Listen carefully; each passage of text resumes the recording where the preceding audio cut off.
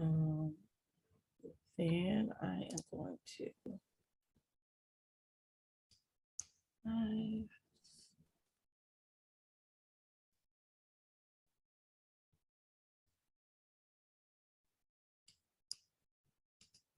Group. And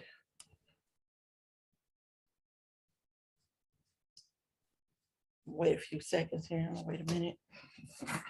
Oh, sorry about that.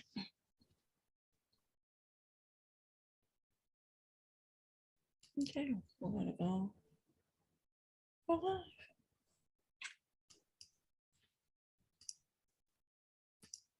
Hello, Are you able to hear everyone. me? Okay, Yeah. I'm having some, okay. Uh-oh, can you hear me? I can hear you. Okay, yeah, I can hear you just fine. Okay. Hello, everyone.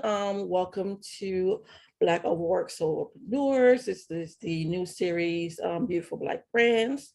I'm your host, Tamar Deshelle, the founder of the group, and I also the owner of Design Eye Media, where we help Black solopreneurs go to from solopreneurship to CEO. Today, our special guest is LaTrice Moore.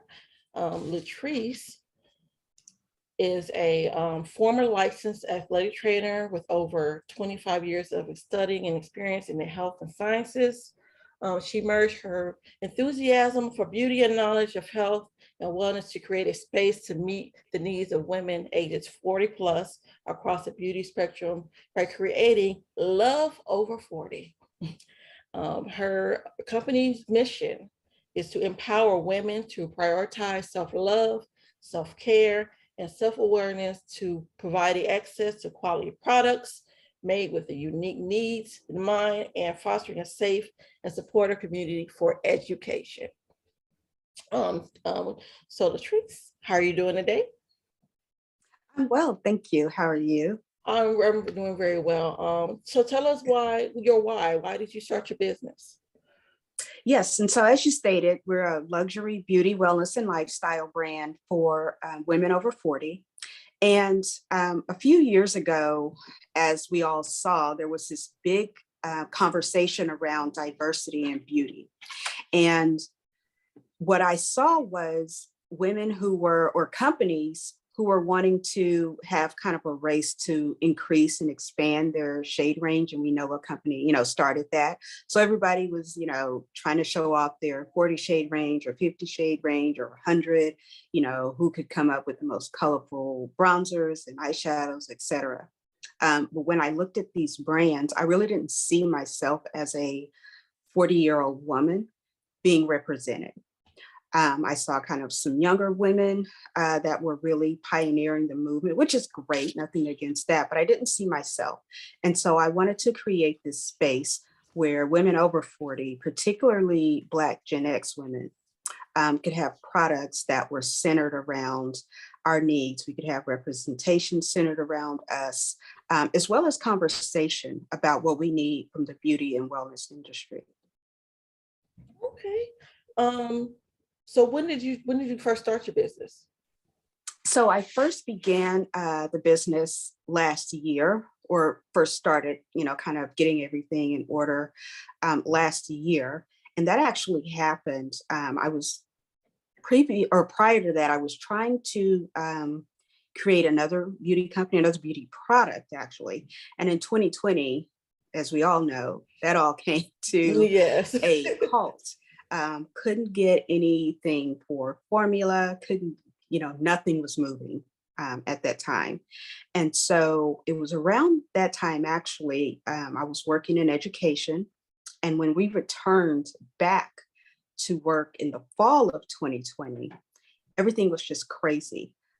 Just trying to make sure that we could function, and keep the kids safe.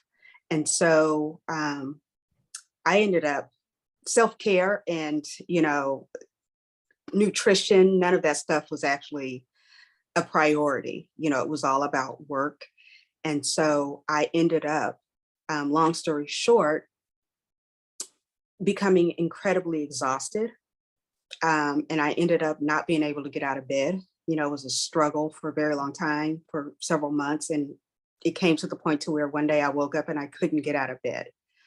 And so what we thought was maybe just stress and depression was actually severe anemia. Oh, wow. And yes, and so that led me to say, you know what? I know that women, particularly as I said, Black women, we put everything before ourselves. I'm one We of put them. our, yes, we put our children, families, work especially, and we're expected to just shoulder everything and keep ticking. Like we don't need rest, like we don't need to eat, like we don't, we're supposed to just be able to shoulder it all. And I really thought that as well. Um, and it got to the point to where my body literally said, no more. And so that's really when I made the shift to say, I think we need to have a space where we're going to center our wellness and center our well-being and learn how to embrace and take care of ourselves. Okay, so when you was putting your company together and deciding what your offerings were going to be, how did you decide to come up with your products? Yeah, so I decided to curate products. I had some criteria. Number one, I want to curate products that are from women-owned brands or women-founded brands, um, Black woman-owned brands, and other women of color. I do have a few brands that may have male co-founders, just a few. However, I really want the brands to be woman-led and woman-centric brands. And so that's one of the criteria. Also, it has to be non-toxic. And notice I didn't say natural, I said non-toxic. And there really is no set definition in the beauty industry for what the clean beauty is. And so for us, there are certain ingredients that you won't find in our products. So whether that's, parabens or talc, DEAs, there are certain questionable ingredients that I go through and screen. And if those ingredients are in the products, then unfortunately, we won't be able to carry them. And that's not to say that if you use those products that you're going to get, cancer or have reproductive issues or anything like that. And that's also not to say that if you don't use those products, that you won't have any issues. But what we do know is since there's questions around them and there is a risk, we decide that, we don't want to put women or particularly Black women at risk because we do have the most toxic products marketed to us. And so again, wanting to center Black Gen X women, I want to make sure that the products are clean and non-toxic. So how do you negotiate and get the products into your store? With regards to like where everything is with supply chain, Yeah. it's really tough. And so essentially we have a few things going on in the beauty industry right now. In terms of supplies, what you're seeing or what we're seeing is a lot of things are sold out. They're unavailable. Or you're seeing people having to reformulate a little bit, make substitutions. And it's really important when you do those things that you, particularly if you branded yourself, if your ethos is clean and non-toxic, it's really important that you let your consumers know that we've had to make these substitutions for this reason, and then educate them on, what the substitution is. And because, we've seen in the media recently that the company kind of made some alterations and they didn't really educate the consumer prior, and there was a big backlash, even though the company is still reputable in what they offer, just wasn't enough education around the substitutions that were made. So it's really important to let the consumer know up front, because a lot of people are reformulating. And if you buy beauty products often enough, what you'll see is on some of the packaging, or maybe even on a website, they will tell you from time to time the ingredients may change. So make sure you refer to your packaging for the most up-to-date ingredients. And so that's to accommodate situations like this where you have to, make substitutions. So, but it's just really important to stick to your ethos when you're making those substitutions and make sure you're not adding risky ingredients so that your consumers can still trust the brand. Also, I'm gonna. Oh yeah, I was gonna ask. I was gonna ask you a question. So the consumer has to really be aware, especially during a shortage when there are less products, of what's actually going into the products when they purchase them. So it would be also good for the consumer to make sure they're staying up to date with things as well. Yes, it's, as a consumer, once you get your products, it's always wise to read the ingredients to make sure that nothing has changed. But I also think, particularly as a small company, that you educate your consumer as well to say, hey, we've had to make this substitution for this reason. And to be honest, this has happened more often than not. It has happened many times before we started having all these shortages, so that somebody could cut costs, when they wanted to ramp up production and things like that. And so it happens all the time. And yes, as a consumer, you always need to read the labels to make sure that there haven't been ingredient swaps and changes in there, particularly if you have a lot of allergies or sensitivities. Okay, now what kind of advice or strategy would you give someone that's looking to get into getting other people's products within their store?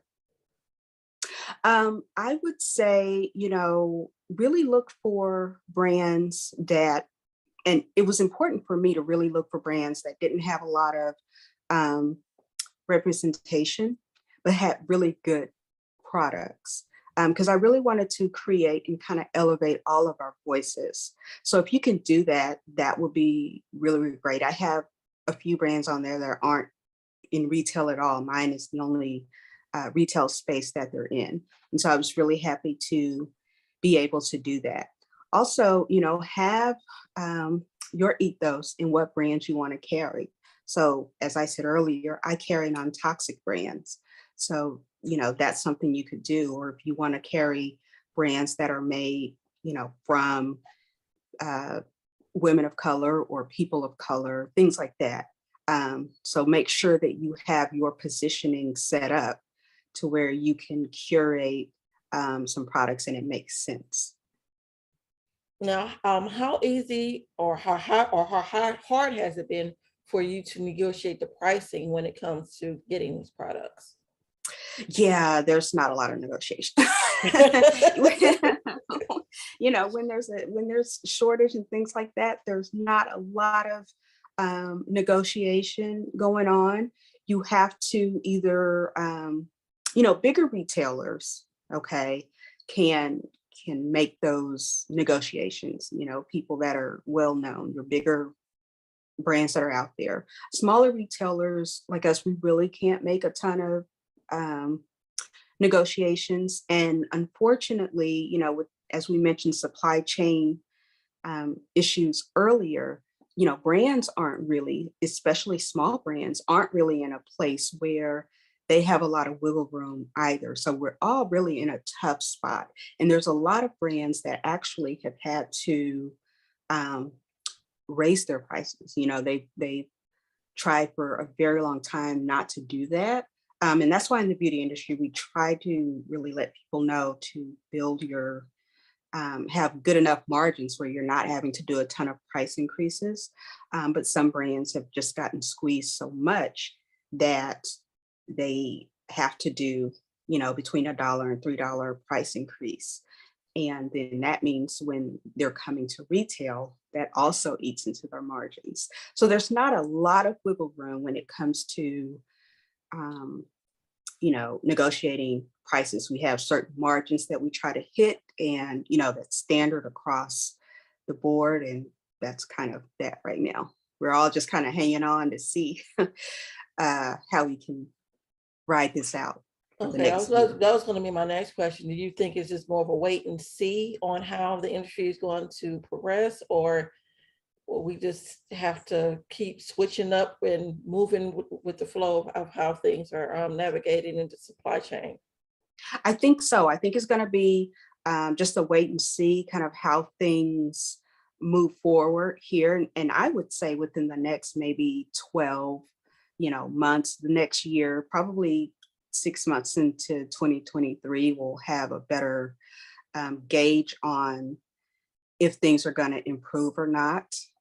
But this is when they say global supply chain, we typically think of American companies, but there are companies all over the world getting and sourcing their supplies and ingredients from the same manufacturer. So until, everything kind of gets back to being produced at the level it was before, we're going to have some, kind of tough times here.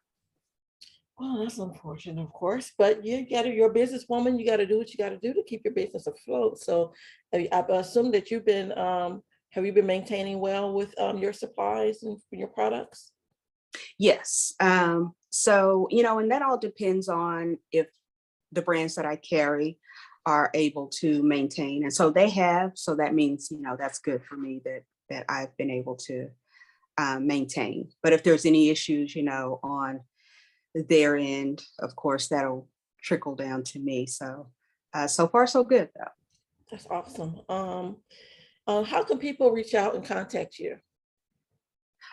So yes, I am at Love Over 40, Instagram and Facebook, Twitter, Pinterest.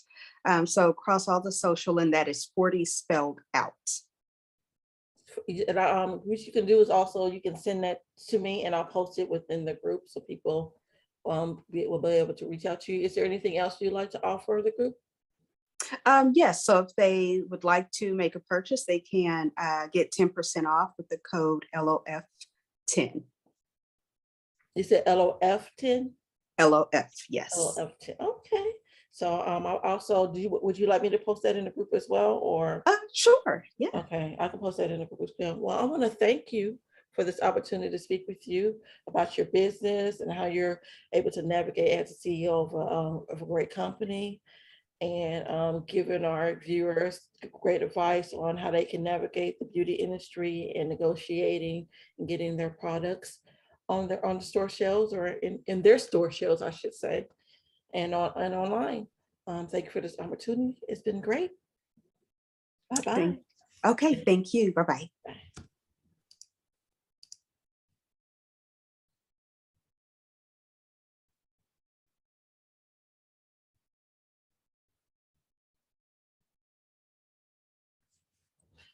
All right, I gotta go pick David up.